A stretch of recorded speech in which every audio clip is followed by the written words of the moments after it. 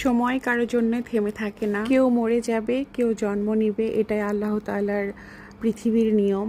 সকল কষ্ট ভুলে কিন্তু নতুন দিন আমাদের মানুষকে শুরু করতেই হয়। তো আমরা যাচ্ছি এয়ারপোর্টে।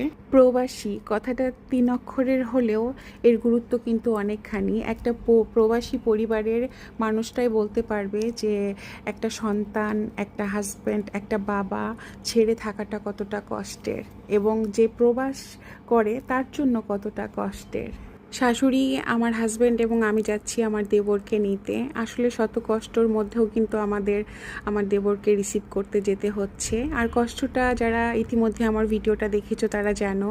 প্রবাসীর বউ বাচ্চা হওয়া কিন্তু জীবনযুদ্ধে এক ধাপ এগিয়ে থাকা। কেন বলছি, কেননা একজন স্বামী বা একজন বাবা ছাড়া থাকা কিন্তু অনেক কষ্টের। তো সেইখান থেকে আমার ভাবি এসেছিল চোখে অনেক স্বপ্ন নিয়ে যে হাজব্যান্ডকে এয়ারপোর্টে নিতে আসবে বা ঘুরবে ফিরবে। সন্তানও কত স্বপ্ন দেখেছিল যে বাবার কাছে যাব, বাবা আসতেছে এত বছর পরে। কিন্তু ভাগ্যের কি নির্মম পরিহাস, আমার যা গ্রাম থেকে আসার একদিন পরেই খবর আসে আমার জায়ের বাবা মারা গিয়েছে। এর জন্য ভাবি রাতেই চলে গিয়েছে আর সকালবেলায় আমার দেবর চলে আসছে। তবে আলহামদুলিল্লাহ আমার দেবর ভালো মতো পৌঁছিয়েছে, এটাই আল্লাহর দরবারে লাখো শুকরিয়া। এই রকমটা হবে কখনো কল্পনাও করি নাই। আমরা এগুলোর জন্য একেবারেই প্রস্তুত ছিলাম না।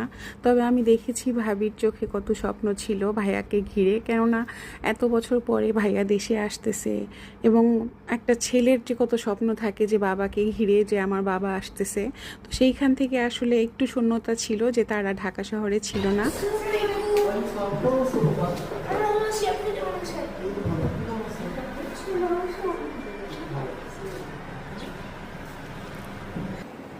আরে বাপরে, তিনজন একেবারে মিলে গেছে।